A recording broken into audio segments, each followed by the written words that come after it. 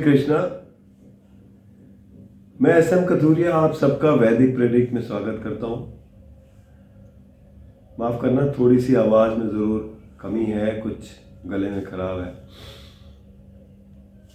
आज का विषय है पापकर्त्री योग जो बनने जा रहा है गुरु का 17 जनवरी से और 22 अप्रैल तक। अब सबसे पहले बात करते हैं ये पापकर्त्री योग होता क्या है। देखिए, गुरु जैसे मीन राशि में बैठे हैं, गोचर कर रहे हैं,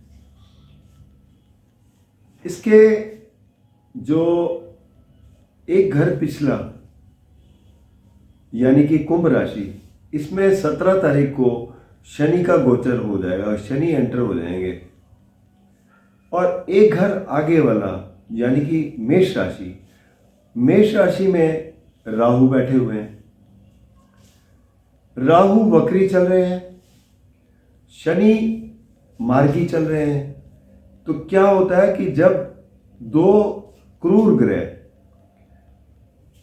दोनों तरफ से एक घर को घेरा हुआ है, तो बीच वाला जो ग्रह होता है, हालांकि जैसे गुरु है, गुरु सौम्य ग्रह है, तो ये इनको जो पोजीशन इनकी आ गई है उसे हम कहते हैं पापकर्त्री योग। और ये पापकर्त्री योग जब दोनों ग्रह एक दूसरे की तरफ इस तरीके से बढ़ रहे हैं, तो ये थोड़ा जो गुरु के प्रभाव देने की जो क्षमता है उसको काफ़ी कम कर देता है। हालांकि कई बार ऐसा होता है कि एक ग्रह वक्री है, जैसे शनि अगर कुंभ में वक्री हो तो वो उल्टा चल रहा है, और राहु या कोई और दूसरा ग्रह हो वो भी उल्टा चल रहा हो, तो उसका इफेक्ट कम होता है। लेकिन ये क्योंकि दोनों तरफ से एक ही डायरेक्शन में मुड़ चल रहे हैं, मीन राशि की ओर बढ़ रहे हैं, तो मीन राशि में गुरु बैठे हैं, तो इस पोजीशन को हम कहेंगे पापकर्त्री योग, जो कि बहुत ही इफेक्टिव होता है। और इफेक्टिव का मतलब ये हुआ कि जो गुरु की जो रिजल्ट देने की क्षमता है उसमें काफ़ी कमी आती है। सबसे पहले तो जिस घर में बैठे होंगे कुंडली के हिसाब से उसमें कमी आएगी, प्लस गुरु के जो कारकत्व हैं उसमें भी कमी आएगी। तो अलग अलग राशियों पर इसका अलग अलग प्रभाव पड़ेगा। जैसे कि मेष राशि की बात करें तो मेष राशि में गुरु 12वें घर में बैठे हैं। 12वां घर किस चीज़ का है? आप अगर कोई विदेश का व्यापार करते हैं तो उसमें 12वां घर काफ़ी काम आता है। आध्यात्म के लिए 12वां घर काम आता है। या अगर हो सकता है कई बार इसको हॉस्पिटल भी बोलते हैं, इसको बेडरूम भी बोलते हैं। तो इन सब चीज़ों में आपको थोड़ी बहुत ऐसी चीज़ महसूस होती है, घुटन सी महसूस होती है, आप पूरी तरह खुल के वो चीज़ नहीं कर पाते। तो मेष राशि वालों के लिए इस तरीके की प्रॉब्लम आएगी। वृषभ राशि की बात करें तो वृषभ राशि के लिए मेष राशि पड़ रही है एकादश भाव में। एकादश भाव लाभ स्थान है। अब लाभ स्थान में अगर जो ग्रह है, स्वामी है उस घर का, और वो पापकर्त्री योग में आ गया है, तो इसका मतलब आपके लाभ में बहुत कमी आ सकती है। तो इस तरीके के परिणाम मिलेंगे। मिथुन राशि के लिए बात करें तो मिथुन राशि के लिए गुरु जो है वो कर्म भाव में है, आपके प्रोफेशन कैरियर के लिए है। तो कैरियर भाव में अगर पापकर्त्री योग बनता है तो आपके कैरियर में आपकी उन्नति के ऊपर फर्क पड़ेगा, आपकी जो भी कार्य क्षमता है उस पर फर्क पड़ सकता है। तो इस तरीके के ये आपको परिणाम देंगे। कर्क राशि की बात करें तो कर्क राशि के लिए नवम भाव के स्वामी हैं, नवम भाव में बैठे हुए हैं, और दोनों तरफ जो है पाप ग्रह हैं।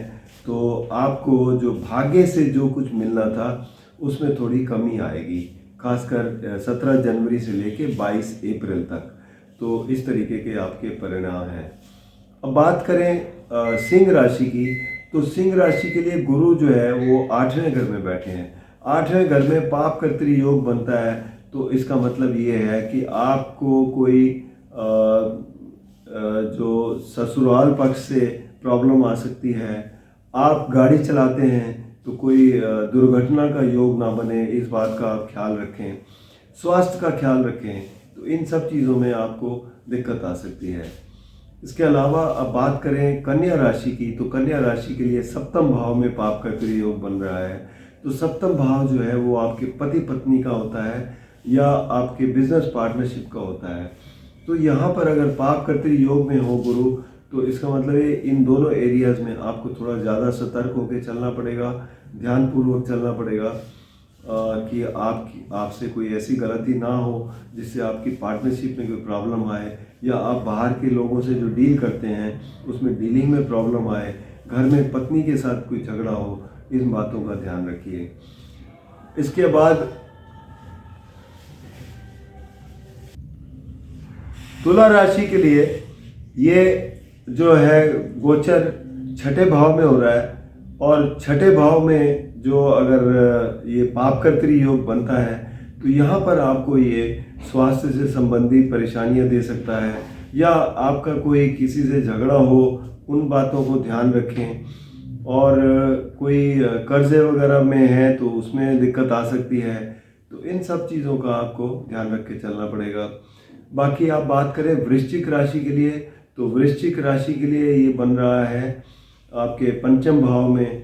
तो पंचम भाव जो है बच्चों से रिलेट करता है या शिक्षा का रिलेट करता है, और यहाँ पर अगर अब पाप कर्तरी योग हो तो इसका मतलब जो लोग शिक्षा के क्षेत्र में उन्हें परेशानी महसूस हो सकती है अपने सब्जेक्ट के मुकाबले में, या बच्चों से अगर कोई आप एक्सपेक्ट कर रहे हो कुछ अच्छा करेंगे, उन्हें परेशानी हो सकती है, उनको थोड़ा सा प्रोत्साहन देने की ज़रूरत पड़ती है या उनका साथ देने की ज़रूरत पड़ सकती है।